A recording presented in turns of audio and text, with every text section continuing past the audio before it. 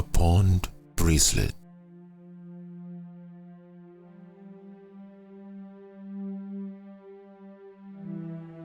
They got off the company van and waved to their colleagues.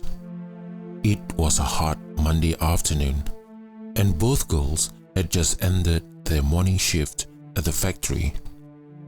It was their payday, and they decided to drop at the neighborhood market to withdraw some money and maybe hung around a bit before making their way home.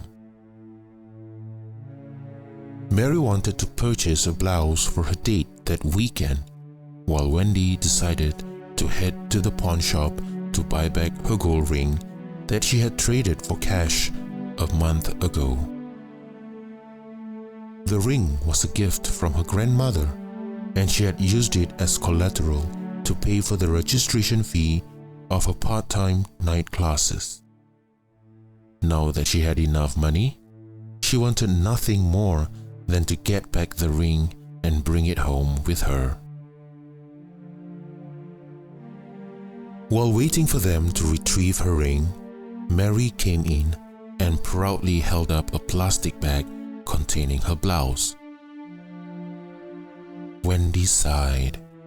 She wished that she had had enough money to spare for whims and fancies. However, she knew that her night classes were important too, and that she would eventually reap the benefits one day. She shook her head and turned to the glass cabinet where rows of uncollected jewelries were on display.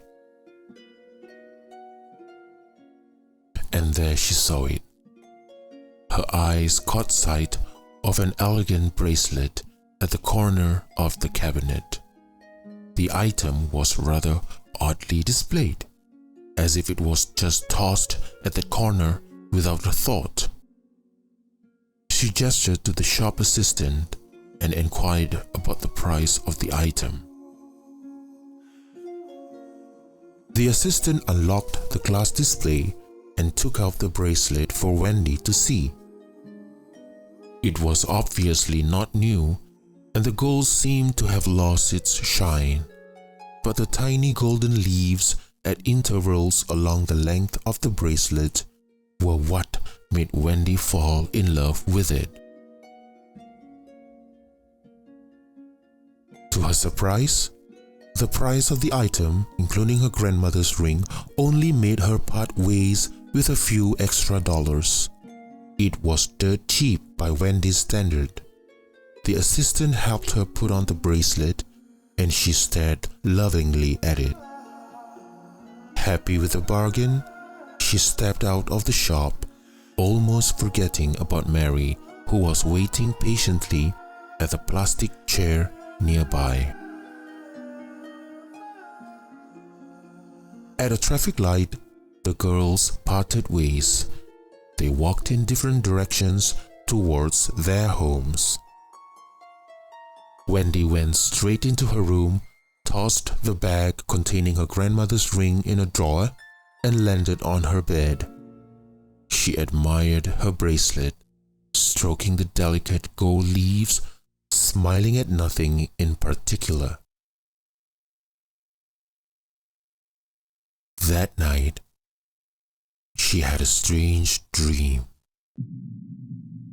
An old woman in her 50s, wearing a dirty yellow dress, stood in front of her with an angry look on her face.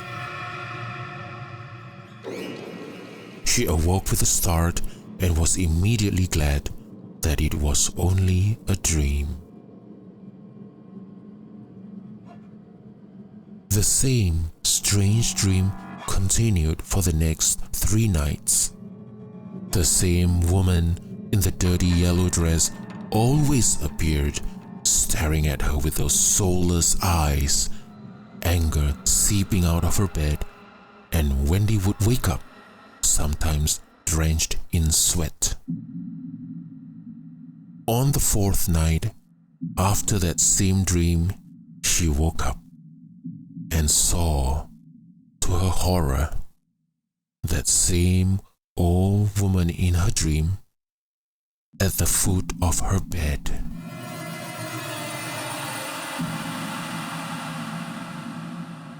Wendy screamed, but nothing came out of her. That woman gave her that same angry look and disappeared from sight.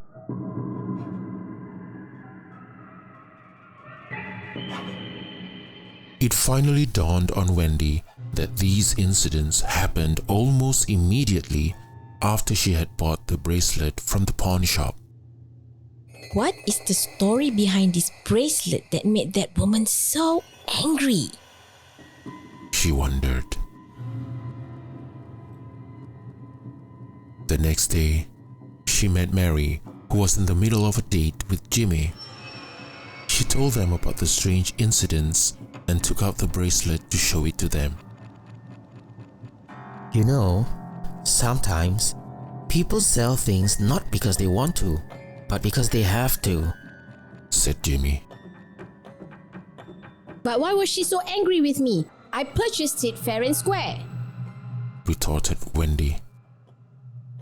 Probably for taking something that used to belong to her. You think she cared that you paid for it? Asked Jimmy wryly. Mary looked at her and agreed that it was best if Wendy returned the bracelet back to the pawn shop or risk getting haunted for the rest of her life. With a heavy heart, Wendy stroked the leaves of the bracelet. She hated to admit it, but she knew those two were right. Well, they certainly were, because after returning the bracelet, the woman did not appear in Wendy's dreams ever again.